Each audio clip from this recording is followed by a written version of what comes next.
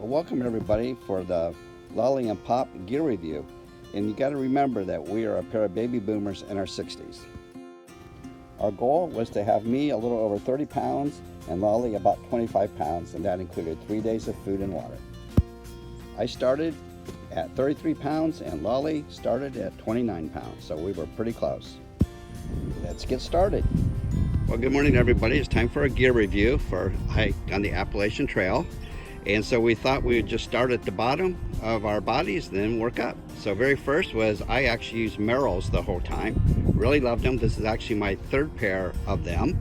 And at first I didn't have any inserts, but I really had trouble with my feet, so I put the inserts in them when we were in the White Mountains, and I think it helped some, but my feet really did bother me. I also had gaiters for my shoes, which I also used probably all the way up until Virginia. And then it got warm, and for some reason I just quit wearing them. But again, I would highly recommend, especially at the beginning when it's muddy, wet, snowy, all that good stuff. It keeps your shoes drier. I also started the trail with no liners. I just used Darn Tough socks. So I started the trail with actually 3 pairs of Darn Toughs, a low pair like these. Well, actually that's kind of the high pair. And then I had a low pair, and then I had a really high pair. And the third pair I actually never used, so if it's just me again, I would just go with 2 pairs of Darn Toughs and my toe liners. And for pants, I would highly recommend the ones that you zip legs off. Almost everybody has them. Another recommendation I would do would make sure that you have a pair that you also can cinch up the belt on it. And you can see on this pair of mine how much my belt went out. And again, I lost about 35 pounds. So that way it helped me keep my pants up. And I don't know if you can tell the difference in color, but they actually faded quite a bit. And this pair, where did I get them? I got these at Walmart for about $19, I think, and they lasted the whole trail with me. The only thing that wore out were the back, inside of the back pockets, and so I couldn't keep my wallet at the end. And actually, what it was from was the pack rubbing against the back pocket. So again, not a problem at all with these pants. The rest of them, they lasted great. They did the whole trail. We did not go out and buy all brand new clothes for the trip. I had the pants from before. I also had this shirt. Again, highly love this shirt. It was a hunting shirt of mine, and so it's camo, which is good. The Bicky, it's long sleeve. Again, I wore this all the way through the Smokies until I got warm and started doing the t-shirt. And you can see from that, it's not worn hardly at all, even though, I don't know, I probably wore it 50 days. Next was my t-shirt. This is actually my second t-shirt. Again, just a Walmart t-shirt, half cotton, half polyester, and you can see it faded quite a bit, but it worked. Again, sleepwear was pretty simple, just like I wear around the house. It was my pair of pajamas that I've had forever, and then a long sleeve Gonzaga t-shirt, which I wore all the time. And again, I really like getting out of my clothes at night and putting something that wasn't sweaty and everything on when we went to bed at night. So again, would highly recommend that also. And I've lived most of my life up north, therefore I had a bunch of old flannel shirts. So again, I just bought a heavy duty flannel shirt, and we got rid of that when we were in Virginia. I went to somewhere, so I did not carry that the whole trip. Something else I brought along were my Star warm-up pants. They're nice and light, and these were my town clothes. Or one time we got everything else wet, they became my walking clothes, but only for one day. And my camp shoes were just your plain old Walmart flip-flops. I think they cost me like $4.99. They did come apart. They had the super glue at one time, but again, they were great. This is Lolly's segment of gear review. This is my third pair of Luke Bosk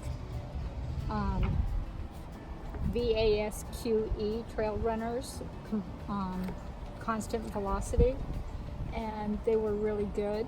I enjoyed them. They worked. You can see this is my third pair. The treads are really well. Then I had my toe liners, NG toe liners. I always wore toe liners because I was trying to prevent any blisters. After my toe liners, then I had my Darn Tough socks. I had the short pair, I had long pair. And then I also had a heavy-duty knee-high pair because not sure of what the weather was going to do.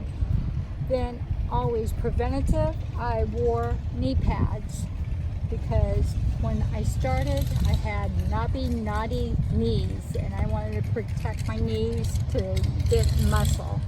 Starting on my clothes, I wore got these at Cabela's, and they're short with my legs off.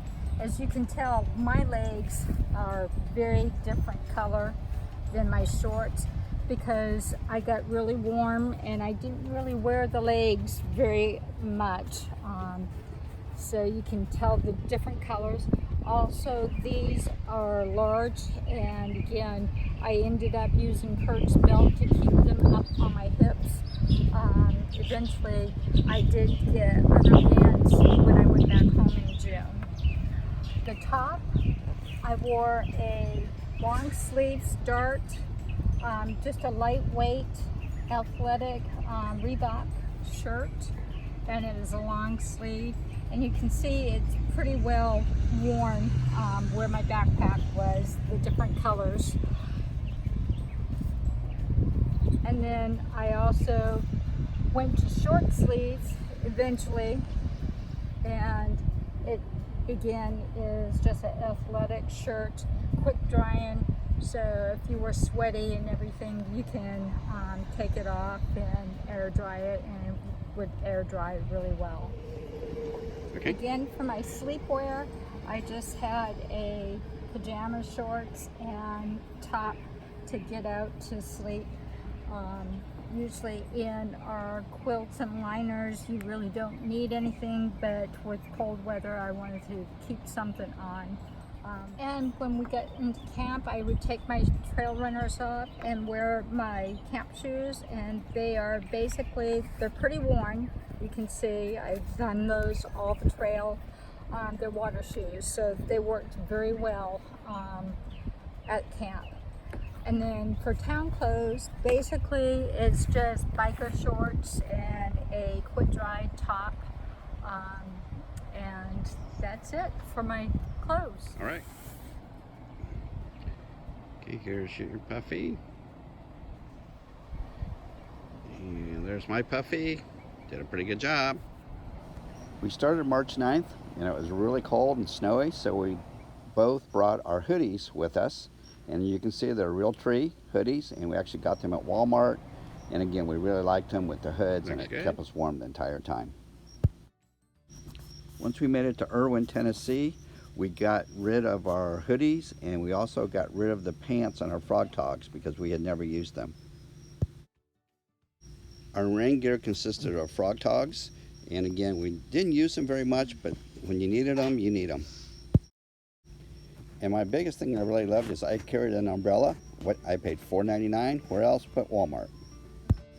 Well, onto our tent. This is where we made a big change. We started the trip with a Big Agnes 3-person tent, and if we had to do over again, we still would start with the 3-person tent. In the beginning, with the stormy weather, it was really nice. We would have enough room to put our backpacks and all of our gear inside the tent.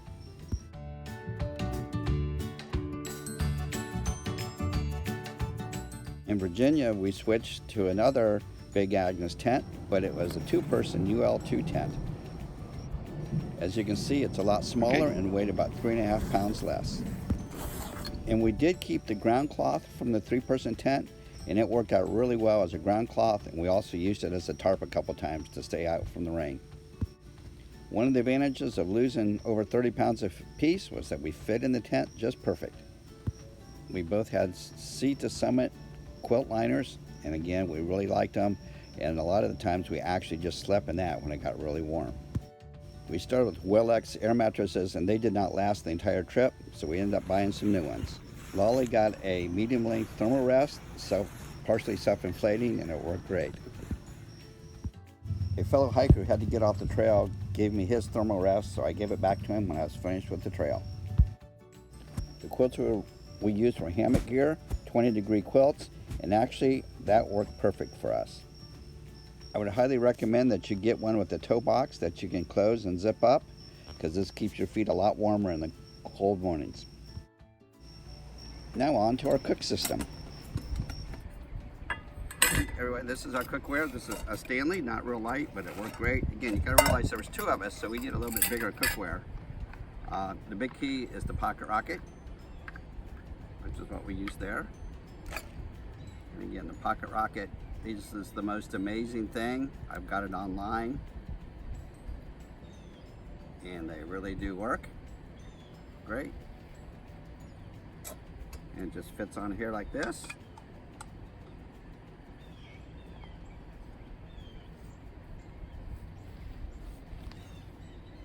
And this is the size of canister that we really liked. The little bit smaller ones went through too much. This one worked pretty good.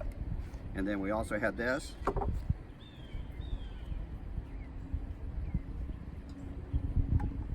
To stabilize it. Yep, to stabilize it.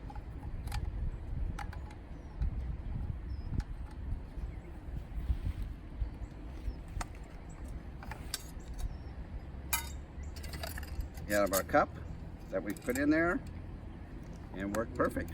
Put this inside there. And that's it. We carried one spork, one spoon, and one knife. We also carried a small Leatherman tool, and this actually came in really handy several different times. We filtered all of our water no matter where we got it. We used a Sawyer squeeze, and we had two smart water bottles, a small one to collect the water, and then large ones to make sure we always had clean water. We both use black diamond headlamps, and make sure you get one that's got a red light also. We both also carried a whistle apiece, and we joked that these were my fallen and I can't get up whistle. And again, I would recommend one that you put around your neck. And the reason is the ones that are on your backpack do you no good at all when you don't have your pack on. Our first aid kit had tweezers, small scissors, and nail clippers.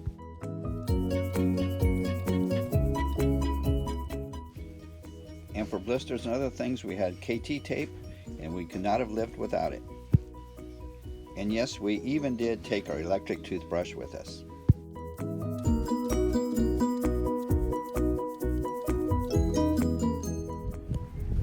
So we had done quite a bit of hiking before, but had never used trekking poles. So we decided to get a pair at Walmart. And they were worth their weight in gold. It saved us from falling many, many times. As you can see, they're ready to be thrown away now. The tips fell off, but believe it or not, they lasted us the whole trip. Well, this is what our packs looked like on day one. The pack I used was an Osprey Ultimus AG 65 liter. At the beginning it was completely full, but by the end of the trip there was plenty of space. This pack held up greatly, and I would definitely buy another one. Tammy's pack was a Deuter 45 plus 10. It showed a little bit more wear at mine, but it worked great for her also. We both had buffs, and hanging from our packs were a couple of bandanas. Thank you for watching Lolly and Pop's gear review. If you have any questions, just drop us a line and we will answer them. Have a good day.